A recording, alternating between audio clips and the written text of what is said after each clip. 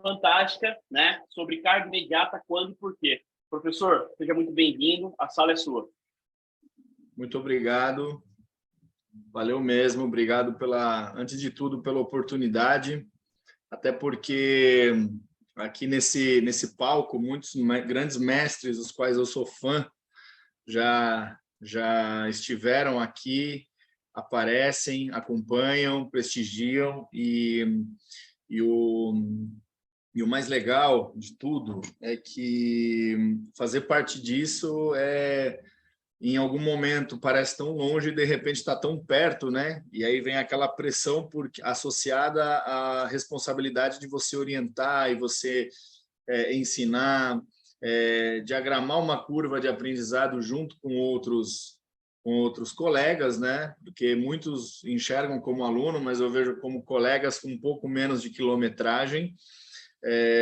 Mas é uma honra, tá? Antes de tudo, eu quero agradecer a oportunidade, esse voto de confiança em poder apresentar uma parte não só do meu trabalho, como também parte de um contexto que a própria literatura apresenta há muitas décadas. Imagem, perdão. E aí, no caso, saiu de novo. Aí, o que acontece? A gente vai sempre tentando agregar um pouquinho de informação para cada... Meu vídeo está toda hora saindo. Deixa eu ver aqui... Tá, é porque quando alguém entra, o seu vídeo sai mesmo, entendeu? Ah, tá, beleza. Tá tranquilo. Agora foi... Deixa eu ver...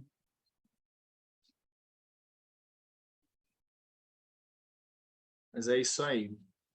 Então, vou começar, conforme a galera for precisando, eu vou aqui esclarecendo eventuais dúvidas, tá? E vamos que vamos. Cadê aqui?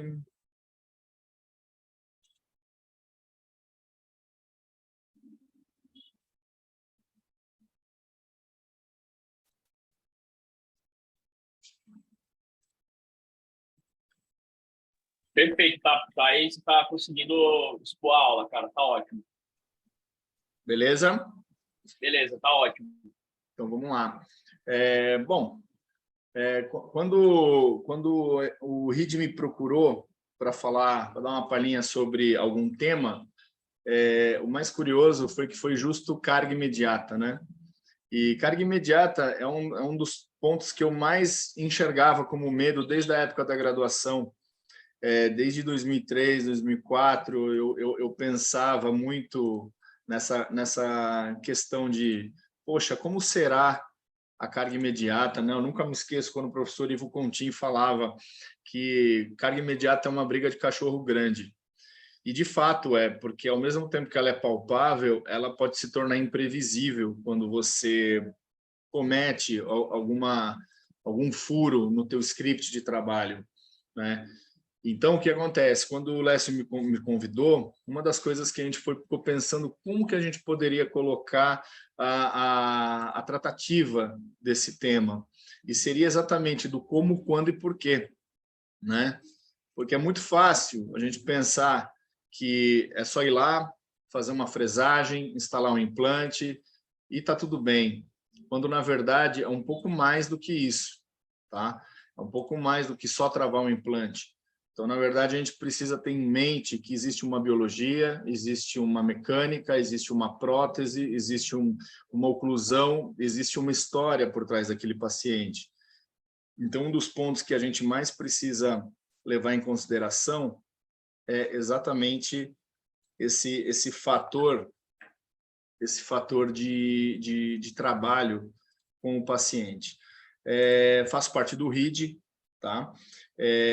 Como muitos de vocês já são alunos nossos, eu ofereço aula junto com outros professores ilustres ali na FUNORTE, aqui em São Paulo. Estou só aqui admitindo a galera. Na Graal, em São Luís do Maranhão, estaremos indo para lá amanhã, tá? E no IBOP, que tem uma turma mais recente. tá bom? Me apresentar rapidamente para quem não me conhece. Parece que Enrique Cárdenas é de onde? De fora. Enrique Cárdenas, Dental Sonrisa. Temos hermanos acá, e isso é muito bom, essa é a identidade do RID. Curiosamente, para quem não sabe também, eu sou o gringo, né? Segundo o Lécio, do grupo. Pelo fato de eu não ser brasileiro, já estou erradicado aqui no Brasil há muitas décadas, para ser mais específico, quase 4 décadas já aqui no Brasil, com muito orgulho e muita satisfação fazer parte de tudo isso aqui com esse toque brasileiro. Vamos lá, eu me graduei pela FOUSP, logo em seguida já parti para...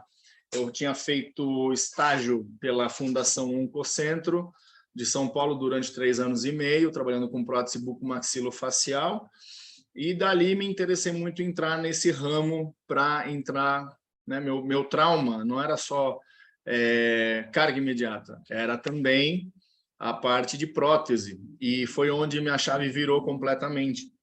Passei a entender a prótese como uma necessidade e uma dádiva, né? Não só para o paciente, como para nós também. Em seguida, eu me especializei em implantodontia, tirei meu título de especialista em prótese bucomaxilofacial, atuo como professor assistente aqui no RID pela cadeira de prótese e, em alguns momentos, pela cadeira de cirurgia, e tenho minha clínica, né, atuação em clínica privada, tá? Sempre deixo aberto as portas para quem quiser eventualmente acompanhar alguns casos, trazer casos. Tem alguns grupos de mentoria que me acompanham, tá? Já tem um tempo, e a ideia disso tudo é que a gente consiga fazer com que o aluno perca o medo, que o aluno consiga ir um pouco mais adiante dentro da sua curva de aprendizado, tá?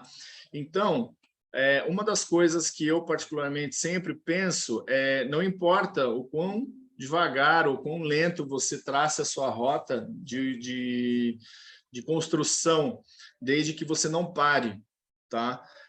Eu mesmo, quando me formei, eu queria muita coisa ao mesmo tempo e não sabia por onde começar. Então, dali, eu comecei a entender que a minha curva de aprendizagem nada mais era do que uma grande caixa de ferramentas, onde dali eu teria que, a cada novo aprendizado, e que isso eu faço sagradamente até hoje, né? Já tem 14 anos de formado e são 14 anos que eu faço isso.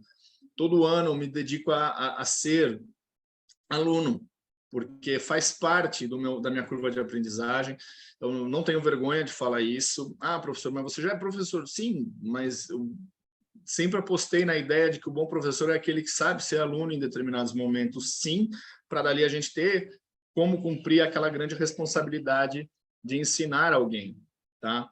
Então, quando a gente começa a pensar em como tudo começa, quando a gente fala de carga imediata, a gente tem que lembrar rapidamente a idade antiga, como, por exemplo, se você, quem estiver lendo, observe bem a nômina esplintagem.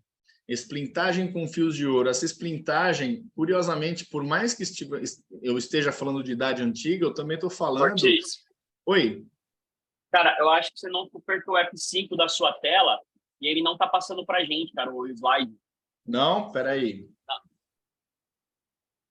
Deixa eu ver. E agora? Está travado na carga imediata, na capa, ainda. Sério? Espera aí. Sério. Vamos aí. Vamos lá. Tá mudando agora, cara. Você tem que apertar o F5 da sua tela. Apertei. Do seu computador. O F5. Apertou? Se E não agora? der certo, ainda tá na introdução, né? Mas não tá em projeção ainda, cara. Tá só aparecendo o slide. Tem um botãozinho ali do lado direito e esquerdo antes do zoom e projeta, se você quiser apertar. Do lado esquerdo inferior. Certo. Se apertar, acho que ele projeta. Apareceu. Não, o slide está aparecendo, mas ele não está projetando. Se quiser cortar assim, não tem problema. Você vai ter que, né, ir passando slide por slide. Não, tudo bem. E agora, apareceu? Então, o slide está aparecendo, ele só não está sendo projetado, tá? Ele está, tipo, normal. Como se estivesse na opção, na fase de estar produzindo slide, né? O que vocês estão vendo agora? A parte da introdução. Introdução, isso. Idade Antiga. Isso. Ah, continua Tá. assim, cara, não tem problema, tá ligado? Você só vai colocando o slide um por um, tá bom? Clicando no slide, beleza? Mas está aparecendo. O slide tá, só não tá projetando. Tipo assim, ele não fica aquele formato de projeção, entendeu? Ah, tá. Beleza. Estranho, cara. Se você apertar o F5 dentro clicar no slide, apertar F5, talvez ele vá direto para a projeção. A tecla F5, porque é o Windows, né? Isso. Vê se funciona. Tá. Mas tá de boa, cara. O pessoal não tá reclamando, não. Se quiser continuar aí, então prova. Beleza. Então, o que acontece? Como eu estava falando, na parte de splintagem. Quando eu falo splintagem, eu estou falando dos primórdios do que a gente conhece como ferulização. Tá? Faucham já entra com a ideia também de transplantes e reimplantes dentários. Então, isso já não é tão novo e muito menos tão antigo. Então, o que acontece? Quando a gente começa a olhar um pouco para a história, a gente começa a ver que a gente só otimizou a ideia do que já existia lá atrás. Tá? Então, quando a gente começa a entender os implantes, os desenhos, os conceitos, isso não mudou muito, apesar da evolução, mas o conceito bruto da ideia é o mesmo. E isso só começa a ter um divisor de águas um pouco mais pré-definido na década de 60, quando o Brannemark propôs o conceito de osseointegração. Falar, Felipe, mas está falando de carga, então eu estou esperando que você me oriente aqui com uma ideia de protocolo, né? Porque o pessoal já me conhece muito como protocoleiro, né? O cara que gosta de fazer próteses totais retidas, implanto retidas, e que só fica nisso. Só que aqui eu vou mostrar algumas ideias. Lécio, como é que está indo aqui? Você ainda está na de introdução ainda. Está na introdução. Tá. Isso. Então, vamos lá. Espera aí. Ver o que eu consigo fazer aqui.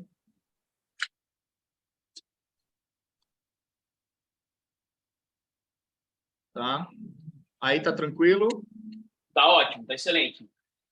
Bom, eu vou mantendo assim.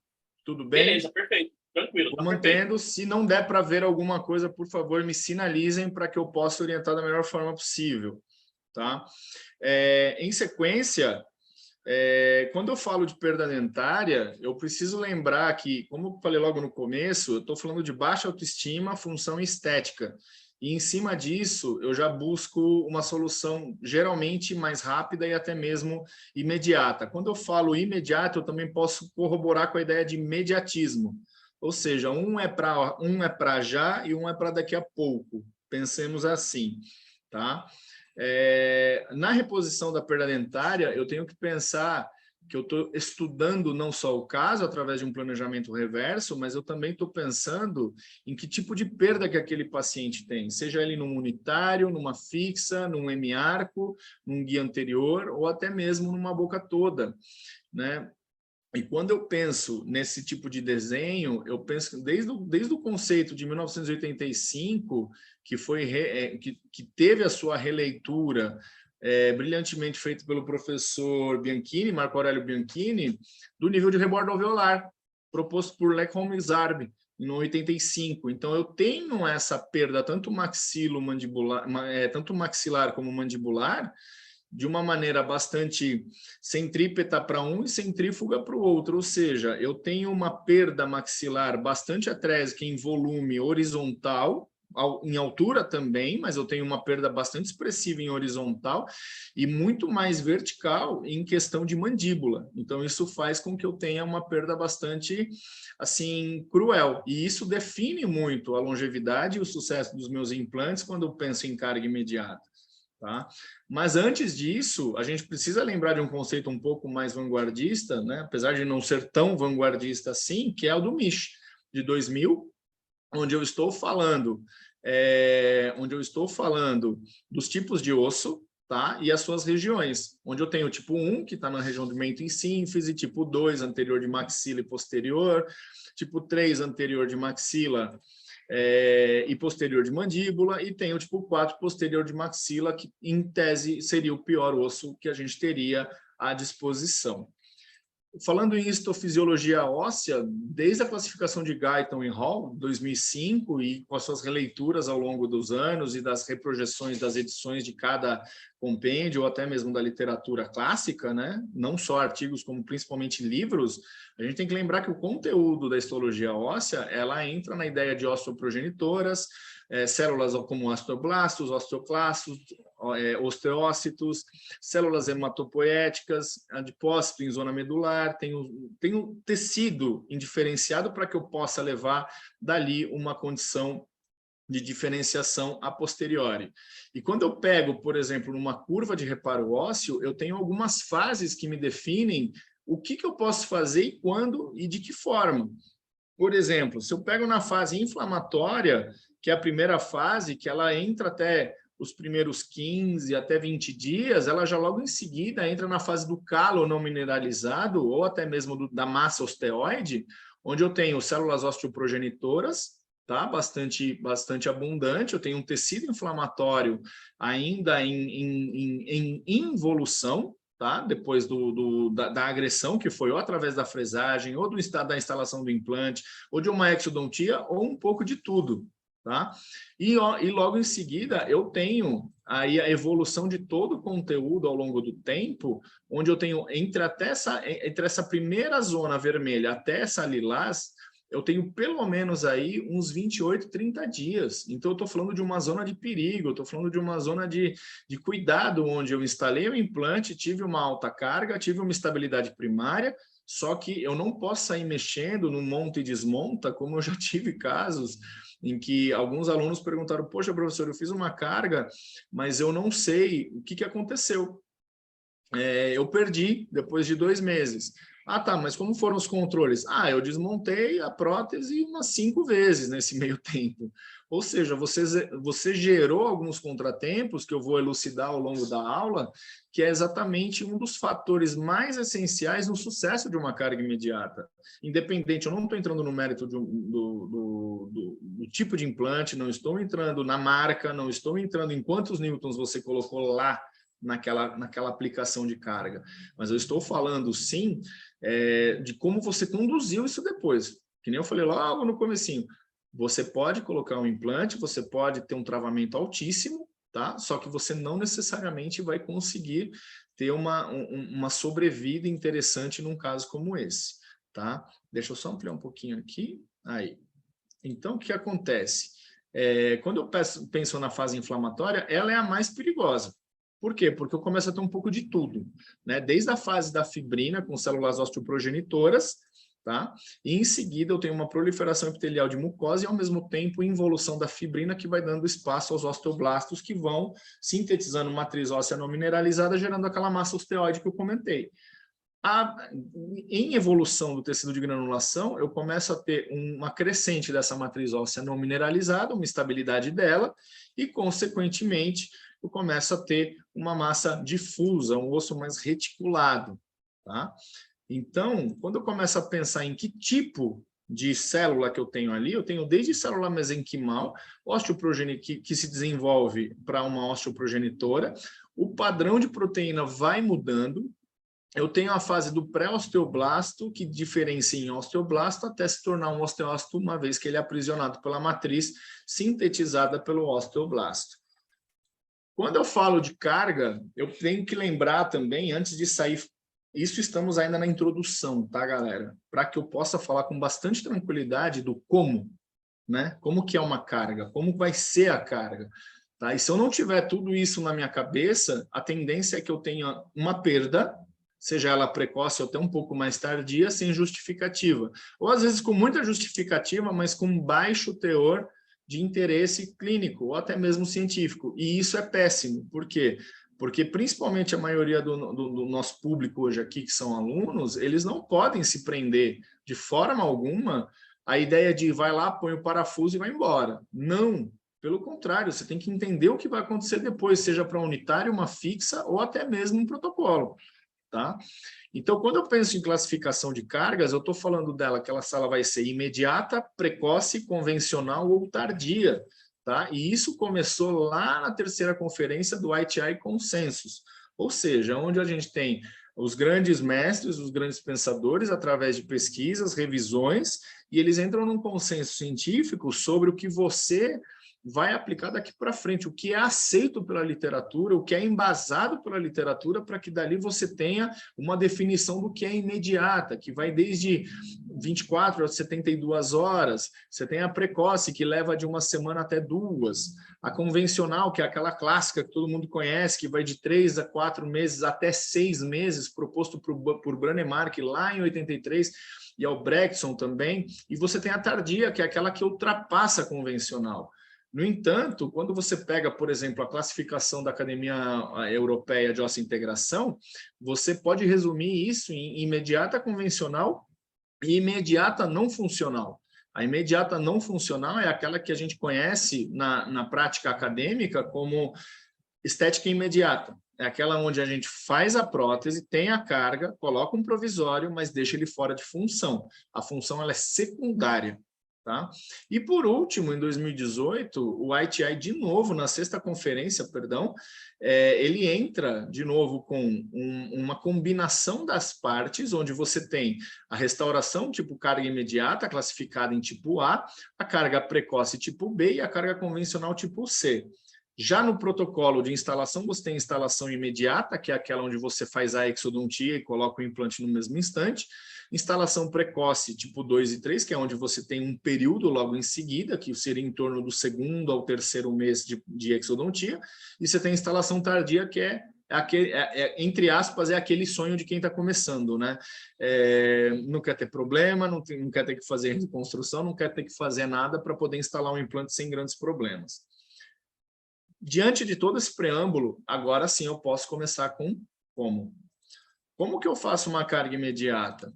Eu vou lá, preparo o campo operatório, freso do jeito que eu quero, instalo? Pode até ser. Só que tudo começa quando eu começo a gerar modelo anatômico, estudo do espaço interoclusal, estudo da mucosa queratinizada, estudo da minha tomografia, da minha panorâmica, estudo também do meu paciente, entender como ele chegou naquela perda e como que ele pode melhorar e o que ele pretende e o que ele ou ela está disposto a fazer. Isso entra muito na parte de anamnese, principalmente quando você entende o que o teu paciente está querendo. Não adianta nada a gente empurrar um caso simplesmente por empurrar e falar assim, olha, eu vou fazer carga imediata porque eu quero, tá? Não, tudo bem. Só que se o paciente não entende o que vem pela frente, às vezes a carga imediata é uma justificativa precoce do teu planejamento reverso. Ok, isso na prática. Agora tem um outro porém.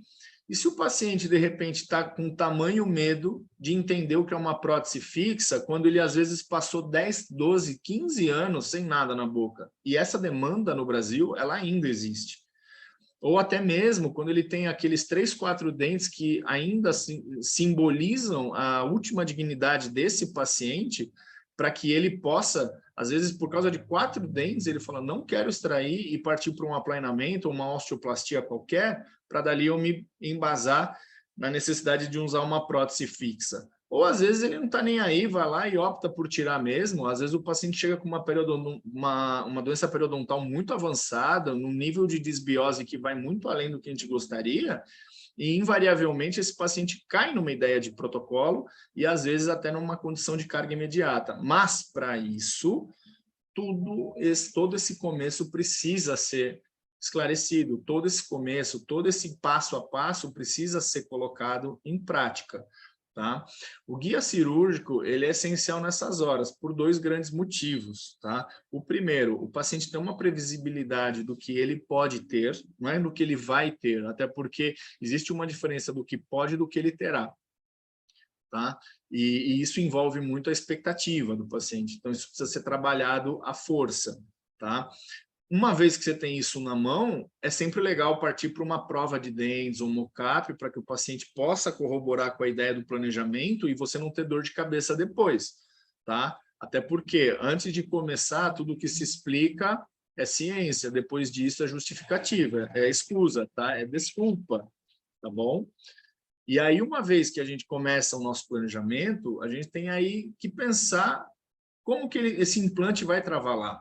E uma vez que eu tenho uma regeneração diante daquela curva, né, daquela síntese que eu fiz do processo de reparo ósseo, a gente tem que entender que quando eu tenho esse travamento entre implante e osso, não estou entrando no mérito ainda de qual tipo de osso, eu estou pensando de imediato numa primeira intenção.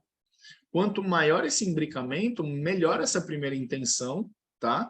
No entanto, eu tenho que ir com bastante cuidado, porque cada fabricante tem o seu padrão de instalação, tem o seu torque de inserção, tá? E quando eu tenho essa formação de coágulos e aumento da molhabilidade na superfície do implante tratado, eu tenho todo um processo de desenrolar aí das células indiferenciadas para dali eu ter a diferenciação entre pré-osteoblastos, osteoblastos e dali por diante. Lembrando que o osso imaturo, por volta do 28º dia, ele ainda requer a atenção porque ele se torna uma zona de perigo. E essa zona de perigo, ela se explica exatamente naquela primeira curva que eu mostrei lá na frente para vocês, lá atrás para vocês, perdão, que foi exatamente a ideia de você entender onde eu posso mexer ou não. Até porque quantos de vocês nunca se perguntaram, poxa, quando que eu posso colocar, depois de quanto tempo eu posso colocar um implante, né? Após uma exodontia, né? 1 dia, 2 dias, 15 dias, 20 dias, tá? Lembrando do processo de reparação óssea, a gente tem que lembrar que isso precisa ser considerado. Então, aquela curva, ela é essencial nesse ponto. E quando eu penso em carga imediata, eu tenho que lembrar que altas taxas de sobrevivência já são observadas, tanto que essa última classificação do ITI, que foi na Holanda, em 2019, cara, eles chegaram à conclusão de 100% de aproveitamento. Sabemos que na prática não é bem assim, a odontologia verdadeira fala um pouco diferente disso. Mas diante dessa ideia das análises, meta-análises e por aí vai, a gente tem que pensar que as altas taxas elas existem, mas desde que você tenha todo um segmento respeitado. E aí a literatura, desde a mais clássica até a mais vanguardista, ela já te preconiza a ideia de implante de no mínimo 10 milímetros, tá? Menos que isso, dificilmente você vai conseguir partir para uma carga imediata, o que na prática não funciona bem assim, mas existem algumas regras para que a gente possa fugir um pouco da linha da curva, tá?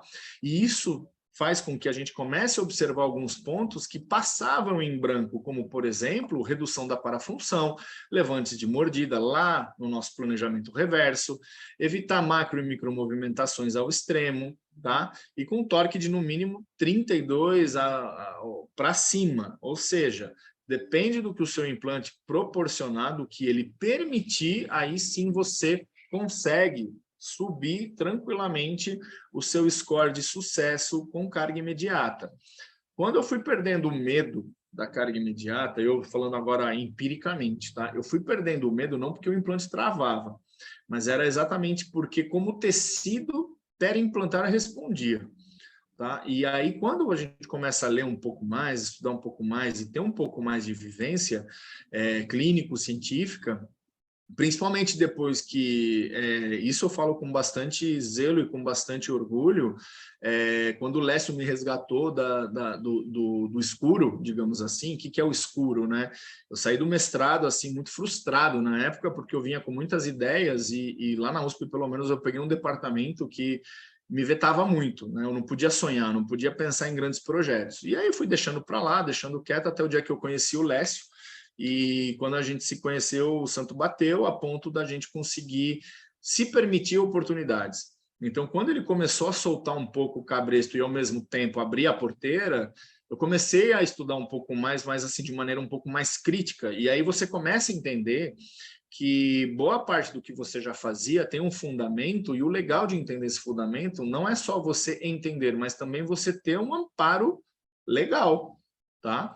Então, quando eu penso em carga aqui, quando eu sempre pensava que a fresagem ideal é sempre o correto, é sempre o mais coerente. Sim, na prática é. No entanto, é muito comum, quando a gente fala em carga imediata, a gente pensar em subfresagem. Subfresagem nada mais é do que a gente seguir parte do que a broca falou, né? Parte do que o nosso kit pediu. Então, o que acaba acontecendo? Eu não quero que isso saia da linha, eu não quero que isso aconteça de uma maneira diferente. Eu preciso ter travamento e não por isso eu vou fresar. Se o meu kit exige usar 3 fresas, 3 brocas, eu vou usar 3 brocas, só que eu vou usar com uma mão diferente. A minha mão é calibrada para outra forma, e aí entra uma coisa chamada acurácia, né, do próprio operador. Tá? Por que eu digo isso? Exatamente porque muitas vezes o aluno vai seco, só que ele esquece daquele primeiro passo. Que tipo ósseo que você está mexendo? Né? Aí fala, professor, não consegui. Não, não é que você é incapaz, é que você esqueceu do seu checklist. É igual um piloto, quando ele vai ligar um avião, ele tem todo um checklist, e ele pode fazer isso todos os dias, mas ele faz isso num checklist por escrito toda vez que vai decolar, toda vez que vai ligar um avião ou desligar um avião. Então, quando você vai pensar na relação fresagem-subfresagem numa carga imediata, uma das coisas que você tem que pensar é o conceito de press fit. Press fit nada mais é do que você fazer a fresagem sem buscar alargamento, ou seja, quanto mais você tiver a mão calibrada, conforme treino, conforme estudo, quando o professor pede um hands-on, faça, corra atrás disso, invariavelmente você consegue entender o que você está fazendo e chegar naquele conceito de por que você, entre aspas, subfresou. Tá? E isso entra também num dos maquinários que a gente sempre ignora na hora que vai fazer um implante, como, por exemplo, o motor. Tá? O motor, muitas vezes, esse aqui é um da NSK, tá? Um Surgic Pro, alguns alunos têm, alguns profissionais já possuem, às vezes tem esse é mais um de muitos, enfim, não estou questionando, não estou nem valorizando demais a marca, é um excelente motor sim, existem outros tão bons quanto e em alguns quesitos melhores, mas o que eu quero atentar para cá é exatamente a correlação entre irrigação, rotação por minuto, torque durante a fresagem. Por quê? Porque existe uma correlação íntima entre esses 3 pontos. Torque durante a instalação é o de menos, tá? Não que não seja importante, mas a irrigação ela é terminantemente fundamental. Tá? E por que eu digo que é fundamental? Porque, por exemplo, às vezes o aluno entra numa calibragem automática de 800 RPM porque alguém falou. Só que o aluno vai lidar numa região de osso tipo 1. Osso tipo 1 ele é mais corticalizado, ele é mais duro, ele é mais pesado, ele é mais denso. Tá? Quando eu lido com osso mais corticalizado, com baixo trabeculado e menos sangramento, invariavelmente eu tendo a gerar mais calor, porque é como uma broca num metal. Ele vai exigir um pouco mais de esforço. Se tem mais esforço, ele tende a, invariavelmente, esquentar mais. Então, a minha irrigação aumenta. A pergunta é, quantos de vocês, numa carga imediata, variou dentro da mesma cirurgia a relação velocidade, torque de fresagem e irrigação? Provavelmente poucos, tá? Esses motores, eles não têm muitas programações à toa, eles têm exatamente para você ter essa versatilidade de trabalho. Se eu for acelerar a velocidade, se eu aumentar a velocidade de rotação, eu tenho que obrigatoriamente aumentar a minha irrigação. Talvez baixar um pouco o torque, porque se eu esticar demais o torque, eu estou gerando mais impacto, mais momento de força naquela alavanca sobre o corte da minha fresa. Invariavelmente, eu acabo tendo um superaquecimento e denaturação proteica. Ah, Felipe, mas você falou de osso tipo 1. Não, tudo bem. Osso tipo 1, geralmente você baixa um pouco mais a rotação, aumenta um pouco o torque e junto com ele você aumenta a irrigação. Então, assim, essa variação acontece muitas vezes na broca piloto ou lança, dependendo do kit que você está falando, e em seguida você já começa a diminuir a rotação, mesmo com a mesma mantendo a irrigação, ou em alguns casos você reduz até a irrigação, dependendo do protocolo de fresagem. Tá? O torque durante a instalação ele é bastante variável, claro. Claro que com contra-ângulo é emocionante quando a gente aprende a instalar um implante, né, com contra-ângulo, mas existe um risco. O contra-ângulo, ele é sensível, tá? Muito sensível à passagem do que ele tolera, né? Se ele tolera até 20, se ele é 20:1, supostamente ele aguenta até uns 20, 25. Aí você vai lá e instala ele com 40, uma cirurgia, 2 cirurgias, 3 cirurgias, 10 implantes, 15 implantes, 20 implantes, e depois não quer que a cabeça do contra-ângulo estoure. Tá? Então, o que vale para a instalação do implante, vale também para o seu maquinário. Saber variar o uso do seu, né, do seu motor e saber variar o uso também do seu contra-ângulo. Tá? Quando eu falo no torque de inserção, ele é muito variável. A literatura tem alguns descritivos, cara, tranquilamente. Norton 2011 já dizia, cara, que você consegue colocar você consegue fazer com bastante tranquilidade uma carga imediata e muito próspera com 25 newtons, tá? É a segurança que a gente tem hoje?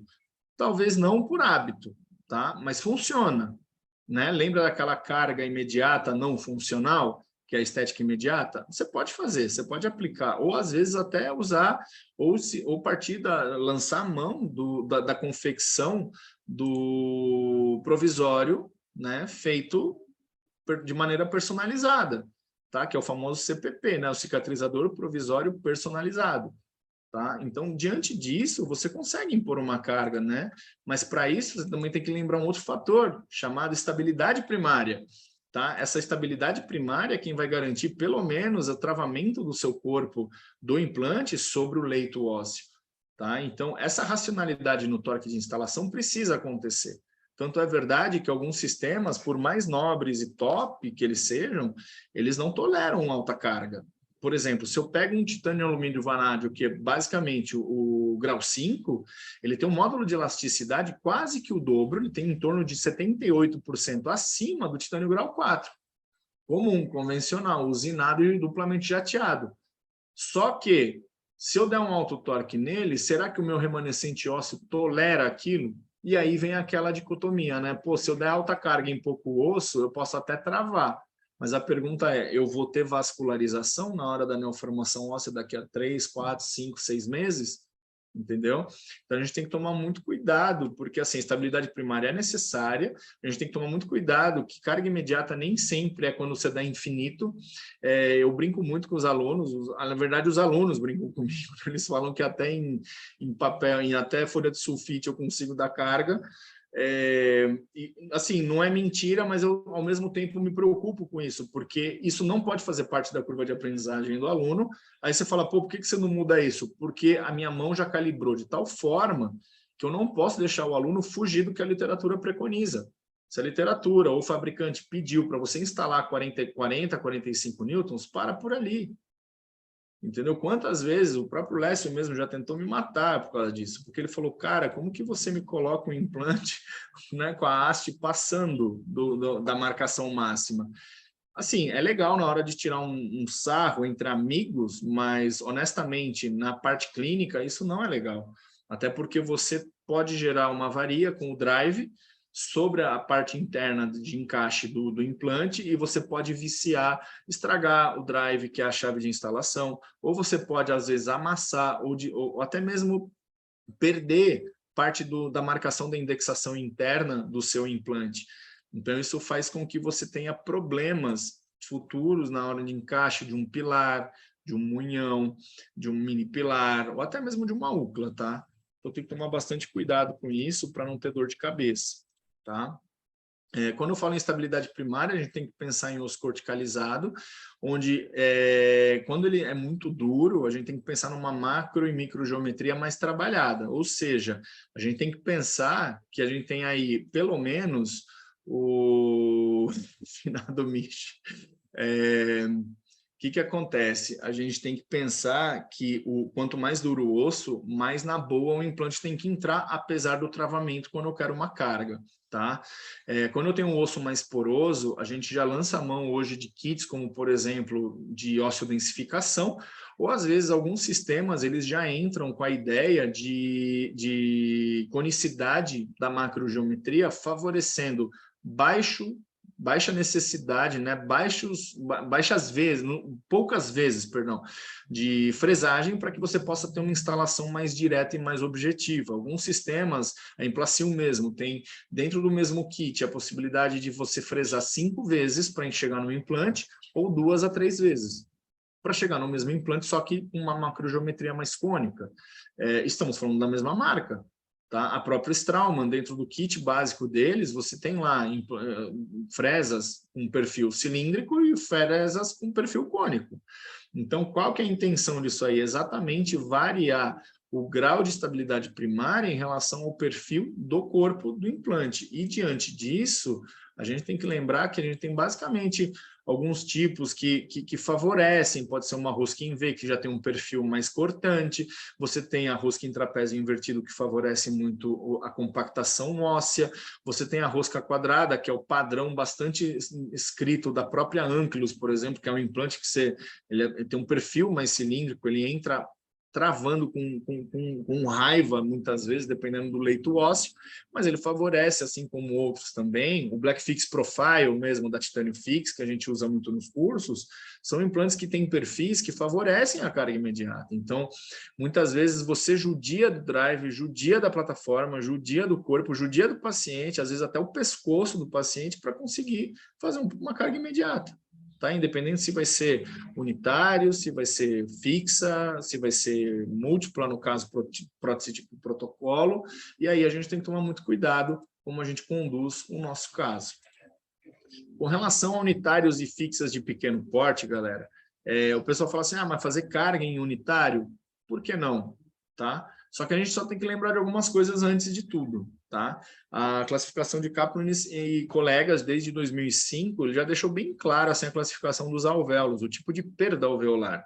E você tem desde o tipo 1, que é onde você tem o melhor dos mundos, que é onde você tem preservação da crista, você tem manutenção do rebordo alveolar, você tem manutenção da margem gengival, você tem um grau de queratinizada bastante favorável, onde você consegue fazer um implante imediato e muitas vezes até carga imediata, associando com algum material extra, como biomaterial ou não. Só um adendo, quando você for impor uma carga imediata propriamente dita, dificilmente você vai trabalhar junto com reconstrução. Tá? Até porque a primeira premissa de uma reconstrução, do uso de um biomaterial, é você ter uma estabilidade dele, porque senão você vai ter uma fibrose ao invés de ter uma ossificação naquela região. O tipo 2 é onde você já tem um abaulamento da margem óssea, você tem ainda uma preservação da margem gengival, do tecido queratinizado, só que você também consegue uma carga, só que a estética já começa a ficar mais abalada.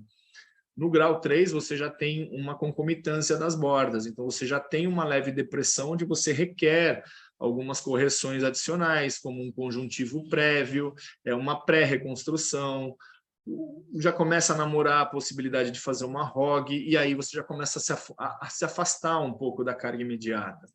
Grau 4, nem pensar, tipo 4 de jeito nenhum. Aí é ROG propriamente dita, reconstrução com preparo de tecido queratinizado, modificação de fenótipo, para depois você pensar em instalar um implante, e aí, se for o caso, até pensar em carga imediata.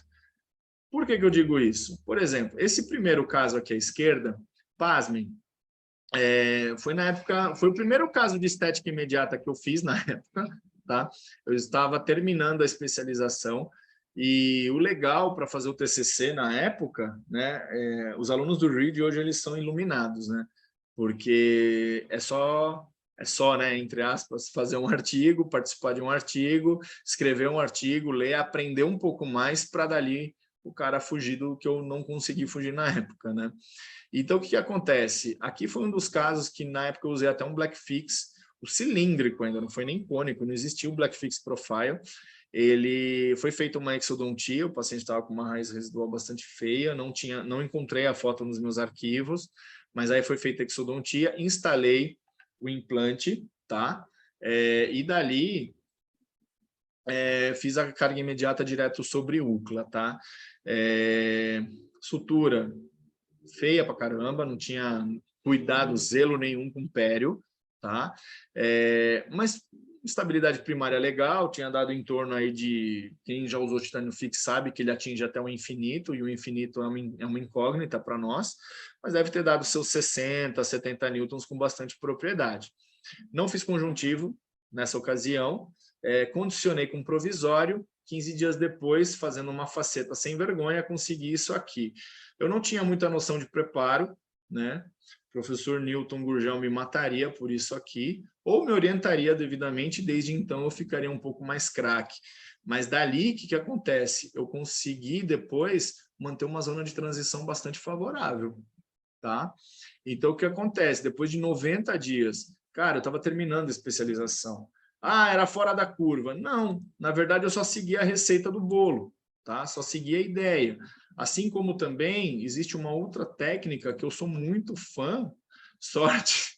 Não, pior que não foi não, porque depois disso começou a virar moda. Só que sorte foi ter pego muito desses casos e depois sumiu.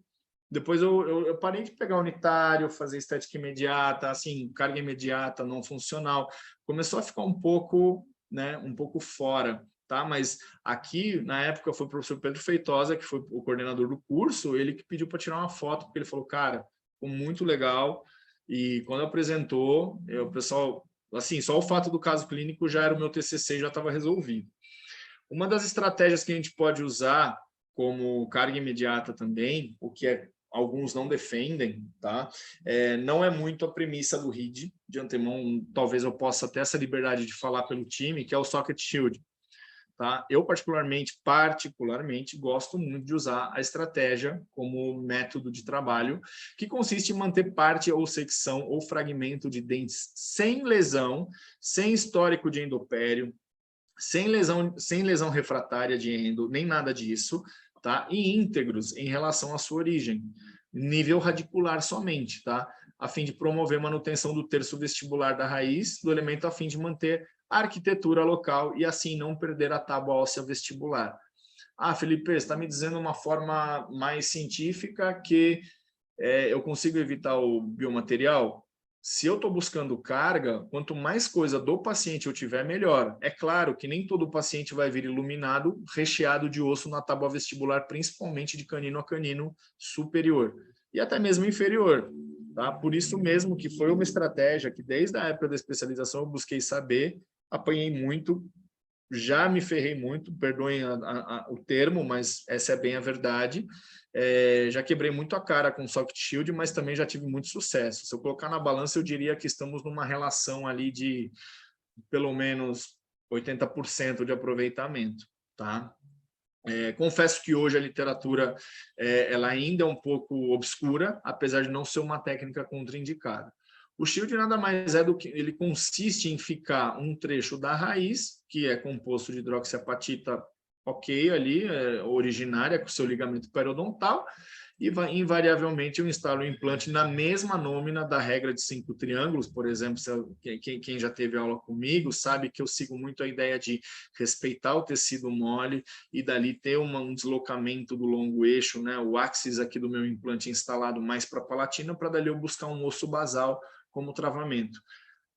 Esquematicamente, eu teria um implante no meu centro protético, né, no longo eixo de acordo, e o meu shield, né, o meu escudo, minha proteção radicular ficaria na vestibular, ou às vezes até nas interproximais.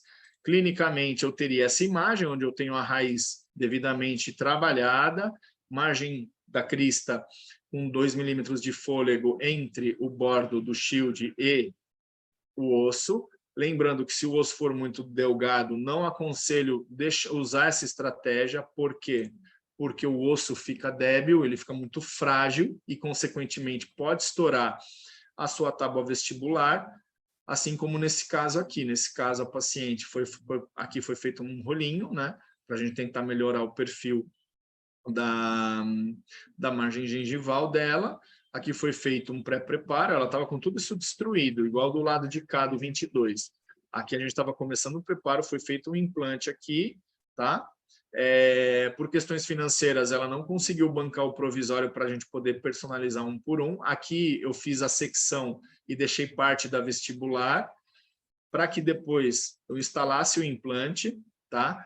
Aqui no caso, na foto, ficou nitidamente claro que com 60 newtons seria o travamento, que é o que a Emplacil, no caso, sugere, preconiza, mas eu vou contar a verdade para vocês aqui na sala. Isso aqui deu muito mais que 80. Tá?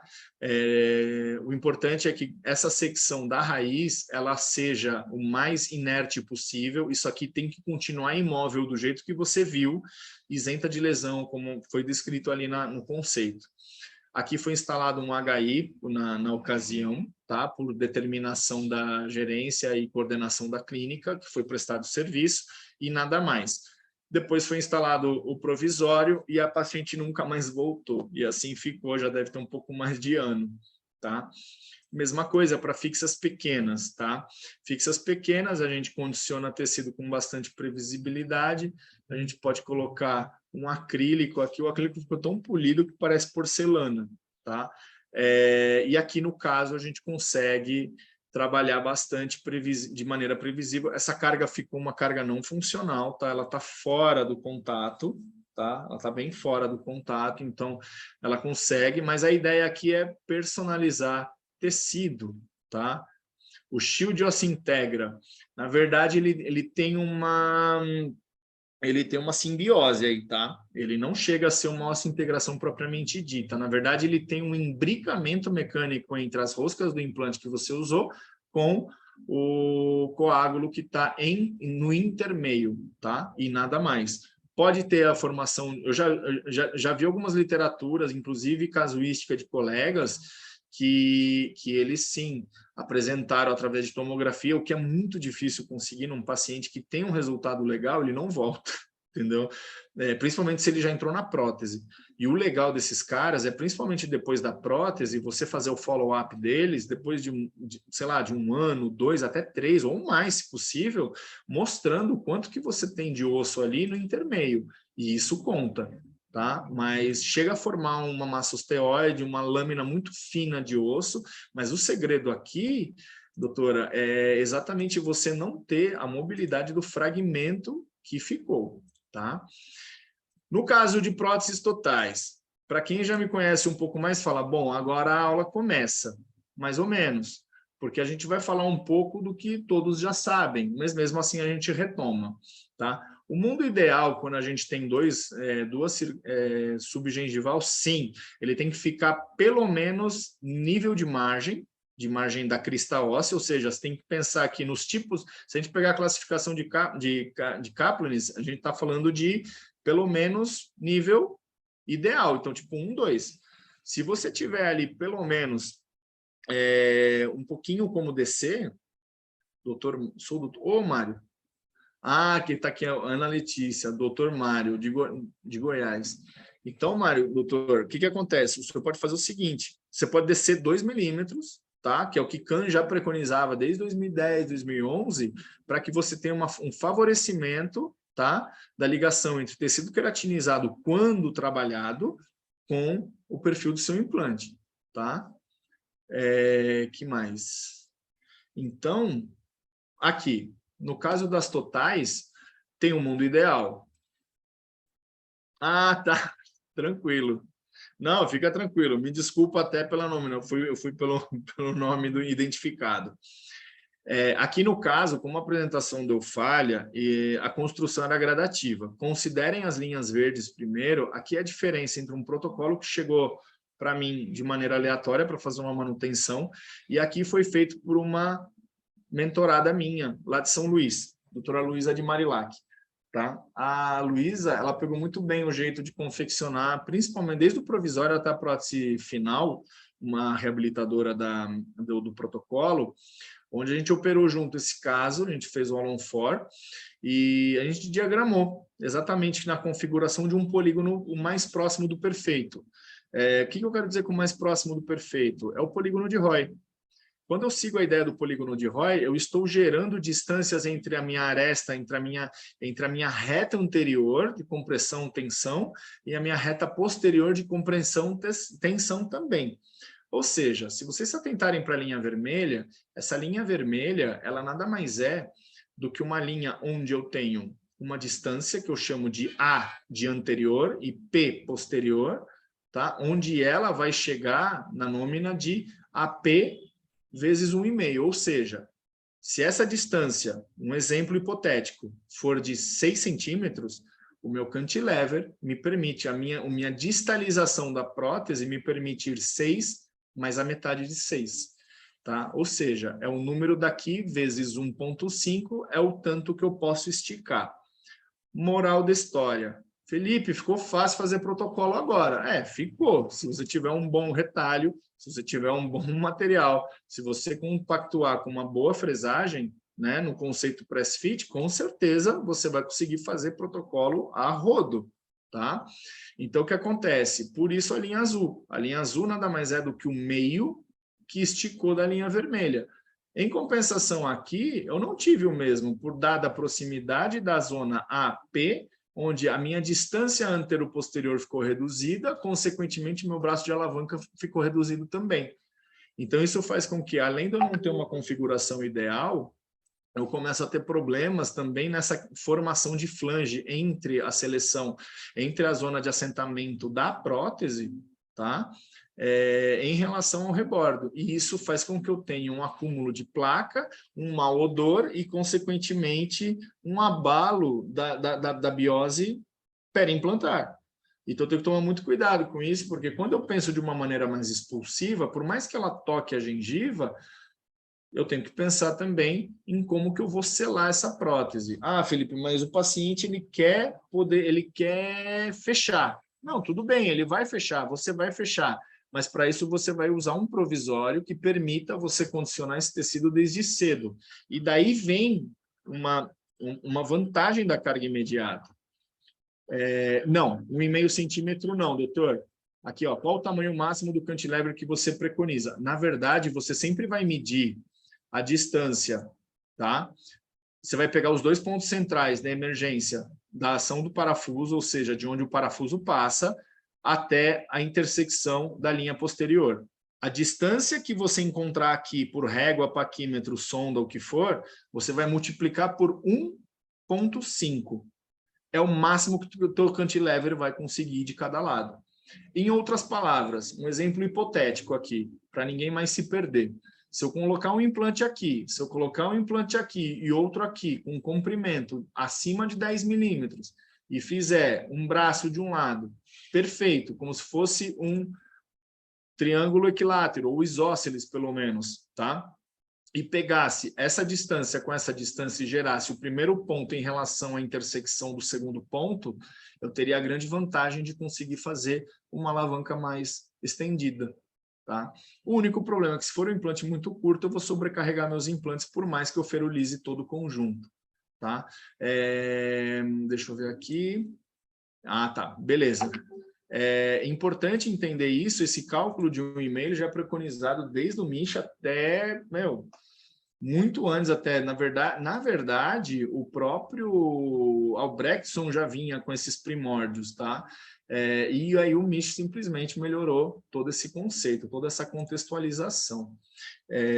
Justamente, porque quando você inclina, doutor, por mais que você corrija depois no mini pilar ou pilar angulado, você está favorecendo o assentamento de barra, favorecendo a estabilidade de barra, e ao mesmo tempo você está fazendo com que, distalizando, você está buscando um aumento dessa distância AP, ou seja, antero-posterior. E isso está favorecendo e muito para que você consiga ter um braço de alavanca de cantilever. Então, você começa a favorecer um equilíbrio mais positivo na relação tensão-compressão, né, tração-compressão, numa mastigação em protocolo. Até porque, quando a gente pensa que o paciente, por exemplo, ele vai comer uma maçã, e ele mordeu, ou um sanduíche, ele comeu aqui na frente, eu estou exercendo compressão. Quando eu exerço compressão aqui, se eu tenho equilíbrio dessa distância, eu tenho toda uma tração acontecendo atrás. E a hora que eu comprimi lá atrás, eu tenho uma tração enorme aqui na frente. Já num caso desse aqui, só para vocês terem ideia, 3 dos 4 parafusos já vieram estourados. Tanto que a ideia da limpeza começou com, vamos fazer uma manutenção? Quando, na verdade, eu tenho quase uma quebra do polígono de Roy e, na verdade, eu tenho mais uma reta. E quando eu penso em polígono de Roy, eu penso no polígono mais próximo do perfeito. Isso aqui foi feito por um mentorado meu também, onde ele mandou fazer a barra. A única infelicidade aqui foi que, na hora dele fazer a prova, aqui ele precisou cortar e solicitar uma brasagem, né? Precisou, porque até então a barra tinha vindo monobloco. Ele falou: olha, professor, você acha que dá para levar adiante? Deu. Mesmo assim, o cara estava tão assim empolgado para não sofrer, né, assim com reprova, que ele acabou moldando de novo e depois fez uma barra igualzinha, só que sem o ponto de solda, tá? Quando você começa a ter uma assinatura, né, na hora de fazer um protocolo, uma prótese total, você começa a usar materiais novos com bastante facilidade, tá? Os Antex aqui, por exemplo, preconizado pelo próprio Assis Constantino, professor Assis Constantino, e a gente começou a trabalhar um pouco com eles, e a ideia no curso é começar a implementar para que a gente faça a cimentação e dali fazer a captura com reforço. Qual que é a vantagem disso? Longevidade do provisório. Longevidade do provisório é sinônimo do quê? De previsibilidade do resultado final, é manipulação do resultado final com bastante tranquilidade. Essa fibra aqui, ela é multireticulada, tá? Ela é em vários sentidos, ela é bem resistente. Pterigóide, não tem, assim, já fiz alguns casos, não gosto, até pela qualidade do osso, tá? Não é do osso pterigóide, tá? Até porque ele já é um tipo 2, mas na verdade é porque ele é um 2-3, ele é um bem variado, só que na verdade você tem um tuber ali passando, então dá um trabalhinho assim na parte de travamento mesmo, assim, você não tem longevidade. O tuber ele é legal como doador, ele não é legal para você travar, então dá um pouquinho de nada, de dor de cabeça, tá? Mas assim, é possível, é viável, igual o zigoma, tem gente que não gosta de zigomático, eu sou fã de zigomático, eu adoro, apesar de você lidar com parafuso de 40, estamos falando de um travamento de 5, 6 milímetros, e olha lá, ali é mecânica pura, tá? Então é igual aqui. Aqui, quando eu penso, esse caso aqui, para vocês terem ideia, é um caso da clínica, tá? Aqui da clínica, ele ainda não foi entregue, apesar que quem vai entregar não sabe que isso está por dentro, tá?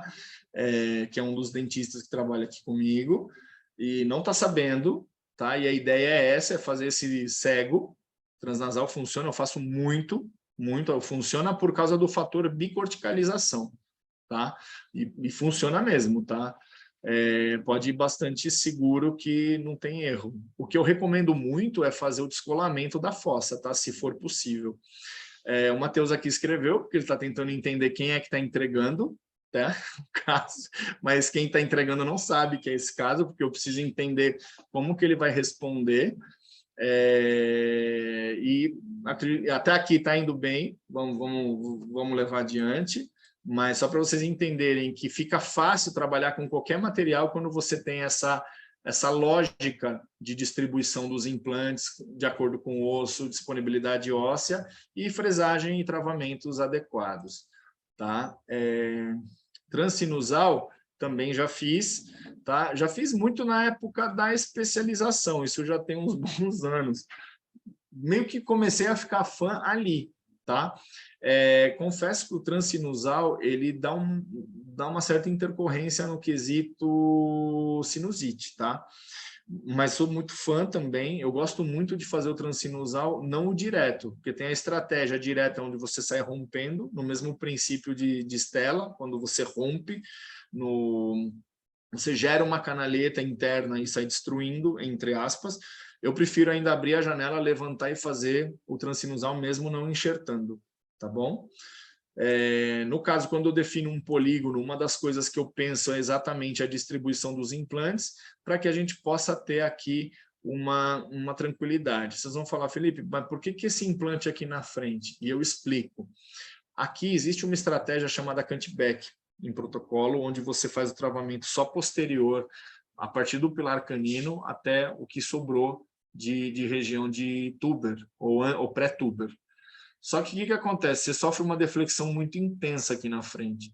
Então, um dos pontos onde você evita a perda ou delaminação ou fratura precoce, ou até mesmo só o desgaste excessivo desse tipo de dente, independente da marca, é você travar um implante próximo na região, e aí entra a dúvida do Dr. Mário, que é a questão do transnasal.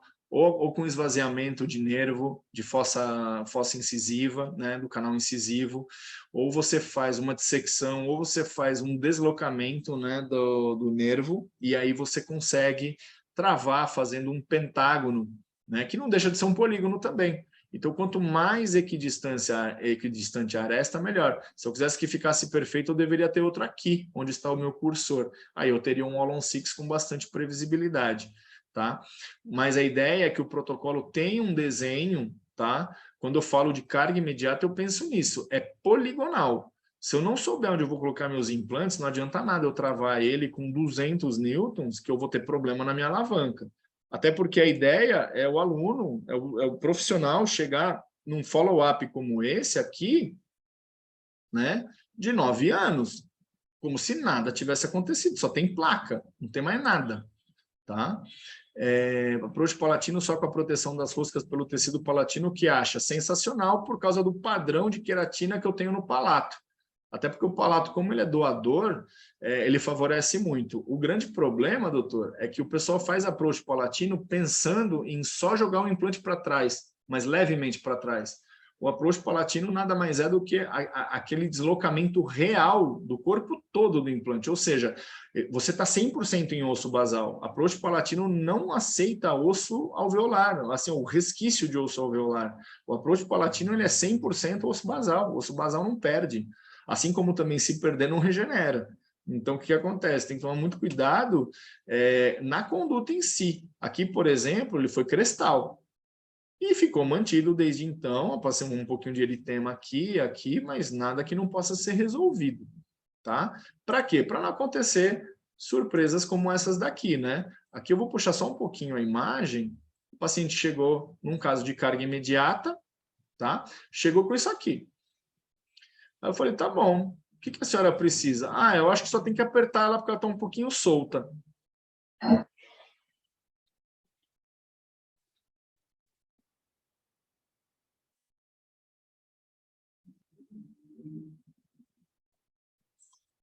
4 dias de entrega, tá?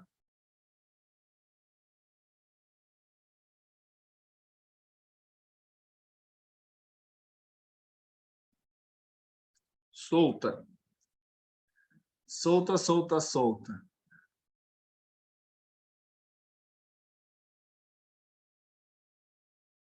Mas segundo a própria paciente, a de baixo não, tá? A de baixo ainda está bem, só que a paciente ainda alegou que no dia o cara fez muita força, enfim, o colega fez muita força e travou, ficou super duro. Tudo bem. Só que, cara, 4 dias depois você encontrar essa quantidade de placa e toda essa circunstância é bastante triste. Essa paciente foi reoperada, foi feita explantação, foi feita a reconstrução dos seios maxilares. Inclusive, tem um espectador aqui que é o Matheus. O Matheus, ele inclusive entregou a prótese dela hoje. Tá? Que sofreu uma avaria aí, sofreu uma intercorrência e entregou a prótese dela hoje. Então, foi um caso de carga imediata, ou seja, o cara foi lá, supostamente travou, achou que ia dar tudo certo, 4 dias depois, quase 5, acontece uma brincadeira dessa. É bem complicado, paciente já um pouco mais idosa, uma paciente bastante, assim, ela é eufórica com a parte de beleza, de cuidado, ela é vaidosa, assim como qualquer pessoa, então, assim, ela quer um resultado, tá? Aqui eu tenho um outro caso clínico, mas isso aqui já é um pouquinho mais extenso. Essa paciente aqui, desculpem não colocar a tarja, essa paciente, ela é tia de uma colega minha, tá? Tristemente, ela foi fazer implantes, mal sorria, não tinha muita paciência, tá? Só que, curiosamente, ela queria protocolo, ela queria, eu não sei se era farra dela, mas ela chegou com a ideia pronta de 8 implantes. Ela queria 8 implantes porque era 8 implantes. Falei, tá bom, então vamos colocar 8 implantes. Falei, dá um sorriso. Você vê que do lado esquerdo ela já mostra mais, mas ela não aceitou osteoplastia, não quis fazer nada. Da linha da prótese com a gengiva. Exatamente isso que eu vou falar agora, doutor. Exatamente você pedir para o paciente sem prótese nenhuma fazer um sorriso forçado. E quando você vê o sorriso aparecendo, você vai ter que aplanar. Tá? Aqui ela não queria, ela se recusou por termo e tudo, mas tudo bem, tranquilo, a gente evita o aplanamento, tá? Sem grandes problemas, só que a prótese vai mostrar mais de um lado que do outro, tanto em zênite como em margem gengival, e a linha de transição entre prótese e tecido mucoso. Tá? E aí você faz uma foto intraoral, quantos milímetros? Olha, brincando, você tem que ter um espaço total ali de uns 12 milímetros para mais. Tá? No mínimo, você tem que ter no mínimo. Quando você vê que tem esse desnível do lado esquerdo, aqui ela estava implantada inicialmente por uma outra clínica, e aí ela sentia dores, até que a gente pediu a tomografia e percebeu que existia, sim, existia alguns problemas, como, por exemplo, fenestrações. Ó. Aqui nem tanto na região do pilar canino, mas aqui ela sentia muitas dores, queimação, dor. Todos esses implantes estavam estáveis, teoricamente, em clínica, mas todos eles saíram na mão, tá? Todos eles saíram na mão. Do lado esquerdo dela, a gente encontra aqui fenestrações um pouco mais expressivas. Aqui é aquilo que você perguntou do approach. Aqui não tem nada de approach. Aqui a plataforma está na palatina, mas o resto não tem nada de approach. Approach não é para aparecer implante aqui fora, não é para ter rosca aparecendo. Tá? Pode travar o quanto você quiser. Se tiver rosca aparecendo, esquece. Só que você vai ter problemas. Tá? Até porque você tem a proximidade desses implantes. Tá? Ela foi reoperada, tá? Queria a sua porcelana de qualquer jeito, tá? Fiz nela o raio dos 8 implantes que ela me pediu, né? Fizemos a primeira prova, foi tudo no mini pilar, tá? Foi feita a primeira prova em PMMA, o ajuste para a gente definir, até porque ela teve uma perda considerável de dimensão vertical, e aí entra a ideia daquilo que você perguntou, né? E isso vale para todos, quem for fazer carga imediata, tem que prever, aí é que está o perigo. Você tem que olhar, por isso que eu falei logo no começo, fazer o planejamento reverso. Se você não tiver essa mentalidade, se você não tiver que seja uma prótese total provisória para fazer um quebra-galho e você enxergar o que vai acontecer e onde vai acontecer, você vai ter problemas. E aí, como ela deve ser fã do número 8, foram 8 implantes conforme solicitado. Aqui a gente instalou 8 implantes Black Fix Profile. Tá? As dores sumiram, ficou toda feliz, toda contente. Aqui foi feita a prova de um enceramento que eu pedi porque eu ainda estava cismado, tá? Eu estava muito cismado porque para você agradar uma paciente que vem de uma frustração do tamanho do planeta, e detalhe, ela entrou na justiça, brigou por tudo e ainda perdeu, conseguiu perder. Então imagina a frustração dela. Até que a gente foi lá e finalizou com bastante tranquilidade numa provisória, na primeira fase. Depois ela veio buscar a porcelana, mas nesse meio tempo ela ficou toda contente. Então, imagina, é uma pessoa que não sorria, ela brigava com a sombra, tá? E assim, é uma carga tardia? A provisória dela foi feita imediata. Travei sobre 4 implantes de 8. Aí você fala, Felipe, tá, mas e daí? E daí que ela já começou a ficar menos arredia e mais receptiva ao tratamento. E esse é um diferencial. Quando que eu faço carga? Exatamente quando eu espero que toda vez eu possa observar onde boa parte dos requisitos são preenchidos, ou seja, o paciente sistemicamente está equilibrado. Quando o paciente pagou por isso também, porque tem a questão financeira, ninguém está trabalhando de graça. Então, você tem que entender o aporte financeiro versus oportunidade cirúrgica. Se você vê que o paciente tem condições, mas às vezes a saúde dele está debilitada, é bem complicado. Por exemplo, a cada 10 pacientes portadores de diabetes, eu faço carga em 9, tranquilamente. Ah, Felipe, mas por que você faz isso? Porque eles já têm o contratempo, eles já entram no tratamento falando, cara, eu não posso operar. Quando, na verdade, não é nada disso, entendeu? Você tem que só saber dosar onde você está pisando. Claro que você não vai inventar moda, você não vai sair fazendo uma carga imediata, fazer uma provisionalização num paciente e chegar para ele ou para ela e falar assim, olha, pode comer o que você quiser. Pode comer até pedra que você está forte agora. Nunca. Eu deixo o paciente de molho brincando uns 45 a 60 dias. É só lembrar da curva. Entendeu? Os primeiros 28 é zona de perigo. Os 60 eu já começo a conversar de igual para igual. Os 90, 120, eu já começo a entrar numa zona de estase, de equilíbrio, com bastante tranquilidade. Tá? Tenho que pensar também se eu tenho isenção, o autocontrole sistêmico, local do paciente, como eu comentei, e também final de controle clínico ambulatorial. Isso vale muito para quem trabalha com ortodontia. Tá? Por quê? Porque o ortodontista gosta de falar, olha, tá, já vai acabar, tá? Já pode operar. Só que o orto mandou operar. Só que muitas vezes o implanto precisa ter certeza que não vai existir mais movimentação naquele local. Né? Até porque a gente tem um processo de reabsorção e remodelação. Isso acontece não só na horta, na implantodontia também. Tá? E por quê? Finalizando essa parte aqui do porquê, a gente tem que pensar nas vantagens. A gente está pensando na redução do tempo de tratamento, elimino o uso da prótese removível temporária, eu reduzo o risco de trauma, exposição subclínica dos implantes, eu tenho menos tempos cirúrgicos, consequentemente menos tempo de cadeira, eu consigo monetizar melhor os ganhos em carga imediata, tá? Deixa eu ver aqui.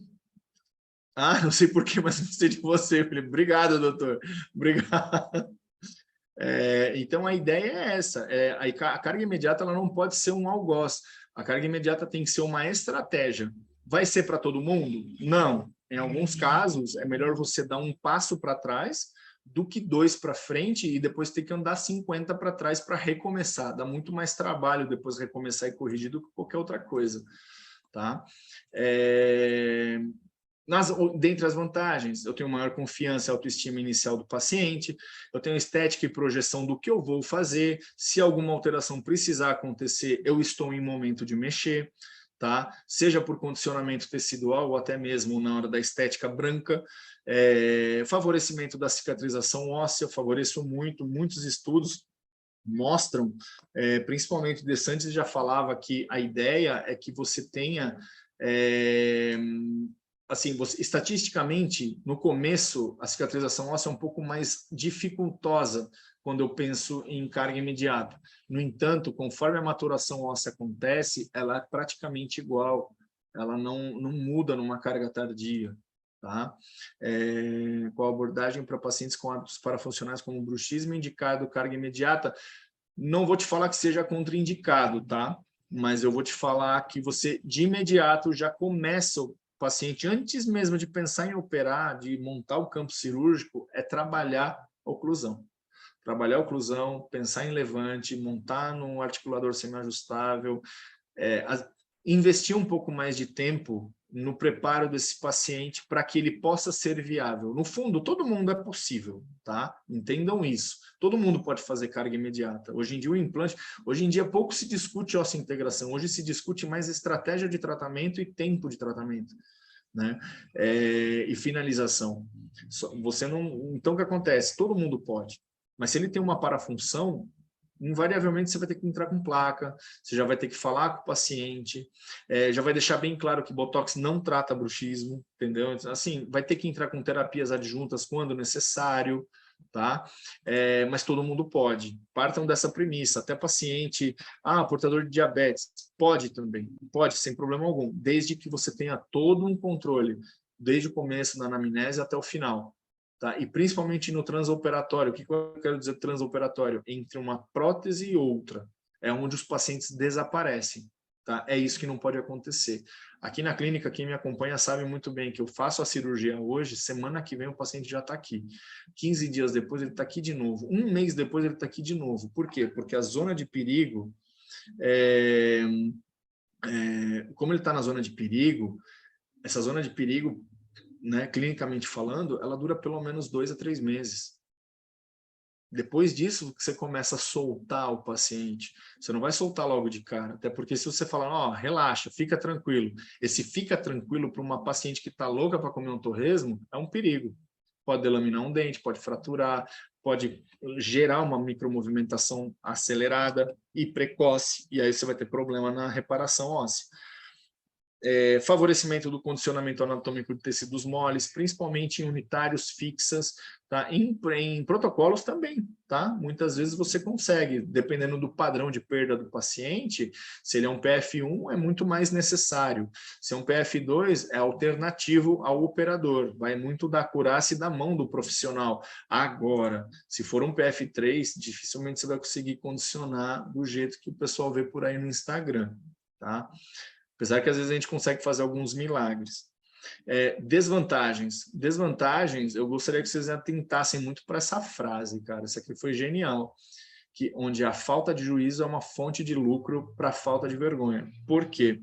A desvantagem é quando a gente come bola, literalmente, quando a gente ignora alguma fase do processo. E isso é muito perigoso mesmo. Por quê? Quando você não faz planejamento reverso, você tem a falta de diálogo com o paciente, você não escuta o teu paciente. Eu fico muito feliz quando o paciente chega para mim e fala, olha, doutor, eu tenho pressão alta, eu tenho diabetes, tenho isso, tenho aquilo, mas está tudo controlado. Está aqui os exames, está aqui a lista de remédio, tá? Quando que a gente opera? Esse é o melhor paciente, porque ele já falou tudo, tá? Em relação a alterações sistêmicas, tem. Obrigado, Mário. Não é bem uma contraindicação, tá? Mas é um cuidado bastante apurado e bastante relevante, que é o uso do alendronato, tá? Se você usar um bifosfonato, obviamente você vai ter que tomar muito cuidado, até para uma exo simples, tá? Tem todo um mapeamento, tem todo um exame pré-operatório, tem todo um cuidado, tem o timing cirúrgico, então tem tudo isso que você precisa levar em consideração para que você possa atingir com bastante facilidade, tranquilidade, um resultado legal, tá? Esse seria uma contraindicação relativa, parênteses, né? Absoluta, tá? Aqui no caso, falta de controle de pós imediato, isso muitos profissionais, principalmente quem presta serviço para terceiros, não executa ou muitas vezes perde essa parte. Isso é muito perigoso, porque é legal você ter, vamos supor que você é uma pessoa que opera uma vez por semana em determinado local. Não sou contra, eu falo porque eu já fiz muito isso, já foi muito disso, tá? Mas é legal você ter alguém de confiança, tá? E tem que ser alguém dentista. Porque normalmente o que acontece? O pessoal vai lá, você dá uma olhadinha para mim, qualquer coisa você tem meu número, passa meu zap que eu falo com o paciente e faz aquela teleconsulta de Araque. Tem que tomar muito cuidado com isso. Porque, na verdade, o paciente ele precisa ser devidamente monitorado, ele tem que ser mapeado do começo ao fim, sem erro, tá? Principalmente nos 2 primeiros meses. É onde o paciente mais quer sair. Principalmente aqueles que, né, quer sair para loucura. Principalmente aqueles que estão muito tempo sem dente. Aí quando você entrega algo que é melhor do que ele estava, ou que ela estava, meu amigo, já era, entendeu? É um caminho sem volta. Você virou, né, aquele mindset mudou. Então tem que tomar muito cuidado. Então, para quem for prestador de serviço em outros locais, se tiver alguém de confiança, pede ajuda, pede orientação, pede que haja esse mapeamento, ou você mesmo executa esse mapeamento de tal forma que o paciente consiga ser assistido por você com um pouco mais de frequência, tá? Vocês têm que se impor nesse ponto, por quê? Porque carga imediata, para dar errado, não custa muito. Para dar certo, é tranquilo. Para errar, não custa muito, entendeu? Então, é bem complexo, tá? É fácil chegar nela, mas é difícil sair depois que começou. Tá? Então, tem que ter esse critério, tem que ir para cima, tem que fazer essa parte para não ter erro. Tá? Falta de critério e bom senso, quando eu falo anular o sistêmico, desconsiderar o local, o cara tem pouco osso, mesmo assim eu vou forçar a barra para ele ou ela sair com dente. Cara, se não dá, não dá. Não adianta, naquele momento. Ele pode ter travado, pode ter dado certo, uma atresia severa, mas que não foi aquele approach que você pensou. Vamos supor que você fez uma expansão de crista, né? Um split crest. Mas ele travou com 80 newtons, Felipe. Não, tudo bem, mas você vai arriscar no split crest? Você acabou de fragilizar as tábuas ósseas, cara. Você vai fazer isso mesmo? Você tem certeza? Você tem certeza que você vai fazer isso? Entendeu? Então, assim, tem que tomar muito cuidado. Deixa eu ver. Está cuidando disso. Então, e tem que tomar muito cuidado, tá bom? Ficar muito atento mesmo a isso. Então, assim, quando a gente entra num ponto de discussão de uma carga imediata, seja ela unitária ou não, a gente tem que pensar muito na qualidade e quantidade de osso, tá? pensar na macrogeometria que eu vou utilizar. Eu não preciso usar roscas tão agressivas num caso de um osso mais compacto. Eu tenho que pensar nas micro-retenções, também eu tenho que pensar na qualidade da superfície que eu vou impor ali. Alguns autores, como Scalax e Zal, já diziam que da estabilização bicortical, o que vale, como foi a pergunta lá do, como que chama? Do Dr. Mário. O Dr. Mário falou sobre a fixação transsinusal e a fixação transnasal. Aqui já é descrito desde 2000, já é defendido desde lá de trás, e isso ainda se mantém. Tanto é que a bicorticalização no quesito da ossa-integração é o melhor dos mundos. E o melhor ainda se a gente pudesse usar uma porquinha por cima, né, do ápice, tivesse acesso ao outro lado para fazer o travamento, ele nunca mais ia sair. Posicionamento do implante precisa ser o mais ideal, e quando eu penso numa prótese mais extensa, onde eu tenho que gerar um polígono na distribuição do longo eixo dos meus implantes, eu tenho que pensar no cantilever contido ou previsto. Contido é aquele onde eu preciso reduzir porque meu implante, por mais que eu tenha distalizado, ele não atingiu o perímetro, né, a área que eu gostaria. E o previsto é aquele que eu estou distalizando os meus implantes propositadamente para que eu possa ampliar a minha zona AP, né, a minha distância AP, para que eu possa ter um favorecimento da distribuição do meu cantilever. Bicorticalização é fundamental, sem dúvida alguma. Você tem várias áreas, você tem a parte sanguínea, você tem a parte retentiva do osso, para você ter um trabalho legal. Evitar, ou pelo menos minimizar as cargas horizontais. A literatura ela é bem enfática no geral, tá? Ajustes oclusais constantes até a alta, e isso precisa acontecer, mesmo com o pilar canino sendo envolvido, que é o primeiro ponto de eleição, principalmente para protocolos. Placas oclusais a fim de reduzir o impacto dos hábitos parafuncionais. Próteses provisórias isentas de mobilidade ou falha de soltura. O que eu quero dizer com isso? Eu quero dizer que deem preferência a cilindros ou peças metalizadas, porque peças metalizadas elas são imbricadas por aparafusamento, por atarrachamento, elas prendem porque você pegou a chave e travou, girando, deu o pré-torque até o torque adequado daquela peça. Quando tem plástico no meio, plástico que eu digo assim, um polímero, você tem um grande problema de ter soltura do cilindro da parte metálica, principalmente em UCLAs que você tem cinta de cobalto cromo ou titânio com um cilindro de calcinável. E aí você tem um grande problema de soltura, dependendo, principalmente unitário acontece muito isso, tá? Em protocolo não, em protocolo você vai fazer a união tentando buscar sempre a férula, né? Você vai buscar sempre a esplintagem das partes para que você tenha uma possibilidade aí de estabilidade, não é nem mais de retenção, é estabilidade látero-lateral ou fronto antero-posterior, para que você não tenha mobilidade da peça e, consequentemente, gerar uma carga horizontal desnecessária ou erroneamente naquele paciente, naquele caso. Tá?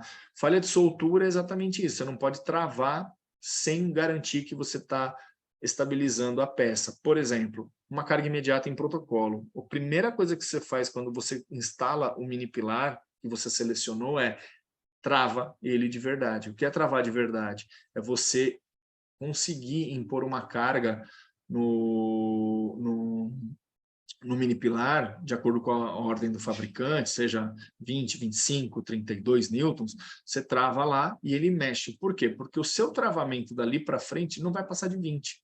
Então, você vai evitar que na zona de assentamento protético tenha esse estresse excessivo entre o aperta e solta porventura.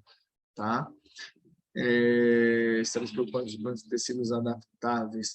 Olha, aí agora você me pegou, porque olha só, os implantes de tecidos adaptáveis, cara, o mais próximo disso eu teria a ideia da zircônia, tá? Mas eu teria também a ideia do titânio, que clinicamente ele responde um pouco melhor que o cobalto cromo, o cromo cobalto, né?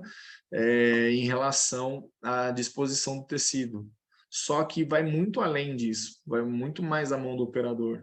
Né? Eu mesmo já tive muitos casos de peças em pique que, se bem polidas, né, na borracha, de acordo, você não vai ter dor de cabeça com o trabalho de um provisório. tá? Por exemplo, então tem que tomar muito cuidado com isso. Irregularidade é o que não vai aceitar, tá? Agora você fala assim, nos implantes com espiras expostas por palatina, é que ali você não, teoricamente, você não tem uma mobilidade constante, né? A ideia, claro, o melhor dos mundos é você ter implantes igual na Europa. Na Europa é muito comum ainda usar os implantes monofásicos, né? Que é onde é o princípio do Garbati. Você já vem com a fase coronária, né? Com a fase equivalente ao núcleo, junta já com a fase radicular. Então ele é um corpo só. E ele tem um perfil cônico e um perfil autorrosqueante, igual um mini implante de horta. Então, fica muito mais fácil de você lidar com cargas parecidas, né? Não é à toa que algumas marcas, como a Straumann, por exemplo, ela ainda lida com esse tipo de implante, com um tratamento diferente, para que você tenha isso como uso de provisório. Aqui eu estava falando da falha de soltura. Um outro critério também para você ter sucesso na sua carga imediata é a estabilidade da mucosa periimplantar. Tem que ser similar em situações de carga tardia ou imediata, e isso já é provado pela literatura. O Iliesco já tinha relatado isso em meta-análise. Tá? Implantes de zircônia, sim. Não, eu falei monobloco, tá? O monofásico. O monofásico seria no caso onde você tem a fase coronária, seriam os implantes de corpo único, né? Igual o Slim, por exemplo, que você tem na Implacil, a própria Medens também tem um corpo único, a Neodente também possui, alguns sistemas já estão retomando um pouco essa ideia por causa dessa controvérsia de deixar a espira exposta. Mas se você está lidando numa espira exposta numa zona mais assim inerte, a carga ela é secundária, não tem problema nenhum, até porque você está lidando com o osso basal, tá bom? E como conclusão de carga imediata, é uma estratégia bastante clara, segura, não precisa ter medo, tá? Desde que você siga todas as diretrizes para a seleção no plano de tratamento, independente da estratégia intermediária que você vai usar, tá? Mas o importante é que você consiga fazer um passo a passo bastante rigoroso e ter um planejamento reverso bastante rico para dali você conseguir trabalhar com bastante previsibilidade, tá bom? Aqui segue meu contato, tá bom? Fico à disposição. Essa foto de fundo aqui é um dos meus orgulhos, né? Por quê? Porque foi uma dentista que trabalhava com pediatria aqui na clínica e o sonho dela era aprender a usar barreira. E aí calhou que eu ensinei, assim, de um dia para o outro, ela foi, fez um exo múltiplo e usou barreira. E olha só que lindo aqui no fundo a preservação da mucosa queratinizada ao redor. Então é para você ver que algumas diretrizes que a gente preconiza, elas são palpáveis para qualquer clínico, desde que ele queira se permitir a receber a informação. Tá bom? Mário, obrigado você aí pelas perguntas, pelas colocações, a todo mundo que participou. Lécio, alguém tem alguma pergunta? O Ortiz é sempre brilhante, cara. Eu sempre aprendo um pouco com ele, né? Hoje aprendi mais um pouco. A gente agora dispõe desse espaço para que vocês possam tirar dúvidas diretamente com o professor. Podem abrir a câmera se quiserem, né? E o áudio e conversar diretamente com o professor.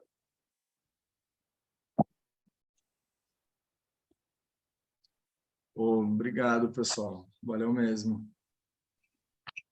Muito bem. Alguém quer tirar alguma dúvida direto com o professor Ortiz? Não? Muito bom. Temos a presença de diversos colegas, alunos aqui do curso, muito legal. Ortiz, sua aula é sempre fantástica. Obrigado pela oportunidade. Só retificar, o Ortiz não é assistente, pessoal. O Ortiz é um dos responsáveis pelo curso. A gente fala que é o 03, na realidade, né? Ele que toma de conta de São Luís, toma de conta de São Paulo quando a gente não tá, toma de conta de tudo aí, né? Então, fazer jus aí ao nosso querido amigo, meu querido irmão, né? E assim, agradecer a oportunidade, lembrar vocês que nós teremos ainda, né, no mês de maio, mais algumas aulas, né? Fiquem atentos na agenda do RID. Essa aula logo mais estará disponível também no YouTube do RID, né, no RIDflix. Então, foi um prazer estar com vocês, Ortiz. Sempre um prazer. Muito obrigado. Um forte abraço, pessoal. Boa noite, valeu, pessoal. Boa semana a todos. Tchau, tchau. Até mais, boa noite a todos. Quando costuma